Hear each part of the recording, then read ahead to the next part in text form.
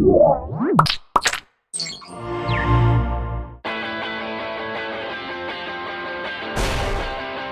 welcome to another edition of iFanboy Mini. My name is Ron, and I'm here with the pick of the week from the comics that came out on September 24th. And it should really come as no surprise that I chose Marvel 1985, issue number 5, written by Mark Millar and drawn by Tommy Lee Edwards. And as I mentioned on my review on iFanboy.com, I love this book.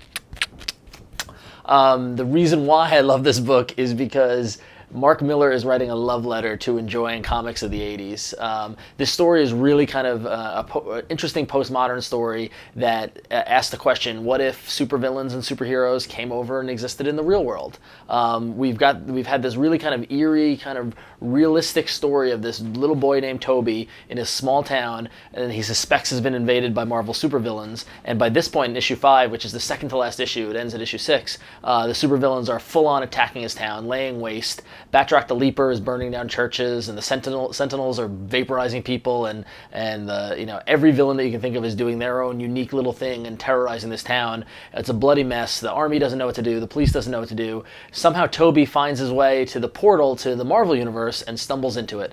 And this is the issue where we have him in the Marvel Universe. And what's really interesting about it is the way artist Tommy Lee Edwards is representing the change in the two different worlds. The real world is a darker hue, rougher, kind of sketchier lines, while the Marvel Universe is brighter, is cleaner. It's physically exemplifying the difference between the two worlds. And Millar, a lot of people criticize Millar, what Millar's doing and stuff like that. It's a big idea, but the subtlety of the story as Toby enters into the Marvel Universe and tries to find help and realize that it's not actually that easy to get the Avengers to help you. He gets the brush off from Jarvis, the Fantastic Four give him the runaround. Ultimately, he finally has to go to Spider-Man and use his knowledge of comics and show Spider-Man, I know who you are, I know you have powers, I need help.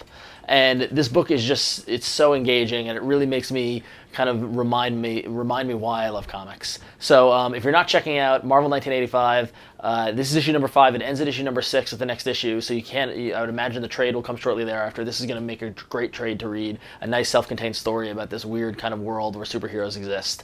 So to read my full review, head over to iFanboy.com, and you can read what I wrote about it, and you head over to iFanboy.com/comics to see what other people thought of the other comics that came out this week. And if you like this video, you can go to revision3.com/iFanboy, watch all of our previous videos. Meanwhile, I need to figure out where I am. I don't know what happened to the background and where Josh is.